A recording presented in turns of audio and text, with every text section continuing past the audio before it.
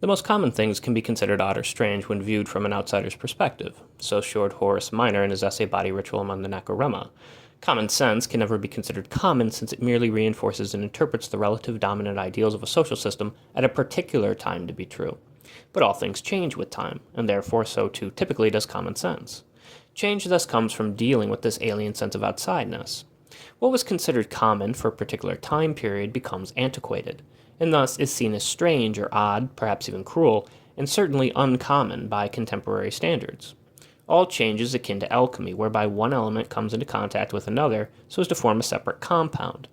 It is thus time that ends up transmuting man, not just physically but mentally, so long as they are engaging with ideas outside of their common zone of comfort. Vygotsky referred to this as the zone of proximal development, which is the zone or area between independent and dependent learning, whereby via scaffolding, one can learn new things. Like how training wheels are put onto a bike and then removed to get children to learn to ride on their own, change is a gradual process, developed over time through the acquisition of certain skill sets that are taught and learned. The word change, of course, has its roots in the word exchange, meaning to barter or trade goods, with ex meaning out. To land, it is capitalism itself that is therefore connected firmly with this sense of outsideness, whereby it, the thing in itself, alters and transforms man in its own alien image. Much like how one becomes a lifelong learner in life by asking questions, which leads one on an adventure into the unknown, we are left frolicking with transcendental fairies. To quest or query comes from quaere, meaning to seek or inquire. Oppositely, it must be assumed that ideology, when enforced by the Arthurian state apparatuses, enforces conformity and assimilation subtly and covertly for a social sense of acceptance. If one does not conform or assimilate into the system, they are generally outcast or stigmatized, as noted by Goffman. Engaging with the outside can be considered something of a taboo custom, meant to be repressed so as to safeguard civilization itself, much in the manner Freud said, where the ego acts akin to a garrison, repressing the unconscious with assistance from the superego. We have noted already how the unconscious was nothing more than a way to immanentize Kant's noumenon as done by Schelling. The whole purpose of mind control and thus societal control rests within controlling outsideness itself, leading to organized social systems, organized bodies, as Deleuze and Guattari would say. This is fundamentally why outsideness is associated with deorganization, since it calls civilization and thus common sense into question, so as to cause change. Again, we see the demiurgic tendencies of the organized state, keeping people's minds under control by not allowing them to question authority, using operant conditioning and psychoanalytic repression to do so. And thus the Gnostic rebel, who calls things into question, obtains the needed gnosis or knowledge to lead to revolution, becoming the Antichrist or heretic, altering his predetermined destiny and fate for a sense of liberty or freedom in life.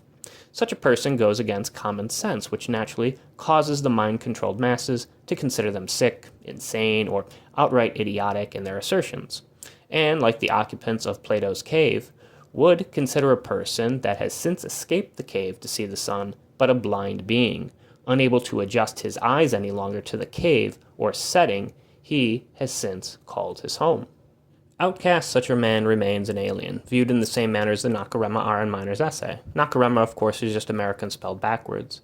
Like the notion of defamiliarization or mora fok, coffee room spelled backwards, as noted by G.K. Chesterton, is a sense of inversion, where black is white and where white is black, that comes across as odd or queer. Now, Michael Ende did the same thing in the first chapter of The Never-Ending Story, where Bastian sees Mr. Coriander's sign written in reverse upon entering in from the outside. Like Lewis Carroll's Alice, when we peer through the looking glass, everything becomes its opposite. It is one of the main reasons the Gnostic film The Matrix makes so many references to Alice, as does the Persona gaming series. We have already noted how both Deleuze and Crowley had a fond appreciation for the works of Lewis Carroll, especially to Crowley, for those who understand the Kabbalah. Land's own use of the Kabbalah relies on interactions with this sense of outsideness as well. All, in other words, is not always as it actually appears through perception. As we noted with phenomenology, perception is our way of actively engaging with the world, but it is limited since it cannot convey anything with 100% objectivity due to the noumenon being outside our sense perception itself. Things thus take on a level of subjectivity, which, when understood, further helps free us from the dominant ideologies and modes of discourse that have become all too common, enforced behaviorally upon our brains, especially in schools, through the social engineering and indoctrination of students, taught but the basic skills necessary to succeed in a work setting as a robotic slave, unable to be afforded the time to learn critical and analytical thinking skills that could further connect us to the outside by asking questions. If authority figures like teachers or bosses, etc., are called into question, then punishment is a practical application, where the student or worker is seen as being insubordinate, akin to a little hellraiser or antichrist, demonized or else alienated like a leper, considered to be crazy. Christ cleanses the lepers, so as to show how he too is an alienated outcast, later to be crucified and displayed with stigmata, wounds, stigmatized as a marked man. It is ironic when Nietzsche criticizes Christianity for its sense of herd mentality, a commonality of the common crowd, despite Christ himself being an outcast. But again, it is time or the times that transform us, causing change to occur, just as the boss mentions in Metal Gear Solid 3. Things alter and become their opposite, as we noted with the I Ching. Even the outcast and persecuted Christian became socially accepted and commonplace in time. The ambivalent interplay between opposites like order and chaos or Apollonian and Dionysian continue to produce new pluralities and multiplicities, which continues to complicate and lead to more uncommon things. As Nietzsche noted, this tragedy is what allows man to comfort himself amidst chaos, using art to alleviate his nihilistic and existential state of suffering. Deterritorialization and reterritorialization repeat. The cycle of power, oppression, conflict, and change reoccur until a new power prevails. A new king comes, and man happily takes his crown. And so the pattern repeats. Immanent man fails to understand how the true crown, or Keter, is something outside of himself, transcendentally beset. It again is considered common sense for a king to have his crown. Answering some questions in what the world is really like, who knows it, Noam Chomsky commented on the notion of common sense, which I'll link below. To Chomsky, such common sense capacities are referred to as Cartesian common sense, which is connected to a form of skepticism, where one must call things into question, challenging the dominant ideals of established order. All people are born with the ability for analytical thinking, only as Chomsky notes, they apply it to trivial things. To Chomsky, we see this with the notion of primitive tribes that adhere to kinship.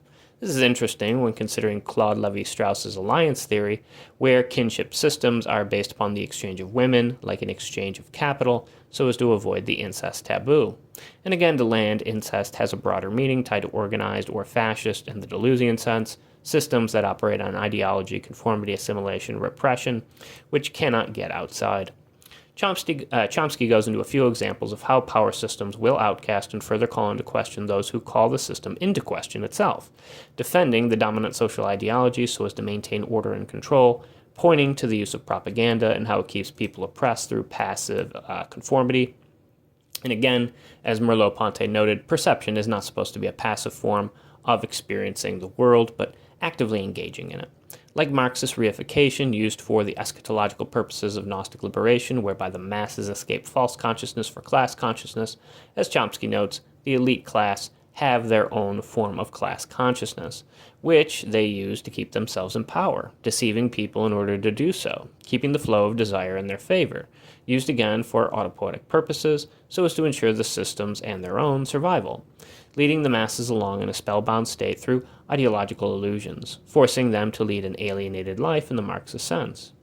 In way of automation, Nick Chernichek's universal basic income seems less and less likely to occur when considering the government we are being given, especially when considering people voicing out their disapproval for the president, highlighted upon by the No Kings protests, which became the largest protest in U.S. history. Class warfare has never been more apparent today, especially when considering what we're seeing with Trump's big beautiful bill, which will not only kill Medicaid for millions due to pointless paperwork so as to give the top 1% a massive tax break, but it will also fund ICE, giving billions to border and national security, expanding upon migrant detention centers, which are looking more and more like concentration camps, all the while increasing the national debt. I'll put a link to the Al Jazeera article if interested, though articles everywhere can be found on the internet through a simple Google search, if, of course, one is inquisitive enough to engage with the outside at the expense of being deemed outcast by the system itself, mutated and morphed like a leprous and alchemic freak, becoming a part of the uncommon crowd.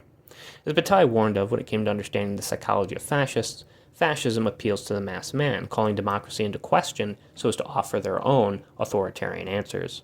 For the greater good, the scapegoat is sent to slaughter, aimed upon a utilitarian outlook, but ultimately filled with a strong bias that lurks subconsciously towards other human beings. Immigrants are a prime example. For what is more outside or alien than an immigrant? But again, the unconscious can only be understood by those who get outside. Gatry Spivak once asked if the subaltern could speak. In the face of the propaganda machine, it is clear the subaltern has no voice when protest is punished and when people and the facts are censored, as in the case of college campus students protesting for Palestine and the fate of men like Mohsen Madai.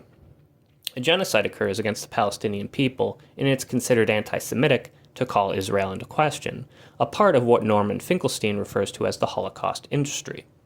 The outsider, or Orient, as Edward Said noted, is conveyed comically and inaccurately by the dominant ideological mode of discourse, where the Deleuzian regime of signs reigns supreme, coded by a distinct identity, unable to embrace difference for purposes of differentiation. As Homi K. Bhabha noted, there is a sense of anxiety to be had with hybridity. But when people cannot see the other in themselves or themselves in the other, refusing to interact with one another, there is little opportunity to open us up to a third space. When people keep two distinct identities, there is little Derridian ambivalence to be had in each person, unable to deconstruct das Sein for a state of Sein or transmute one into becoming other. When there are not several inside of us, as Deleuze and Guattari noted, we cannot create the third term from the initial two for autopoietic purposes. And thus, the flow of desire cannot be altered, as the herd mentality of the common crowd keeps to the catechon and permanent state of exception, unable to think outside of the ideological box in which they have been bound.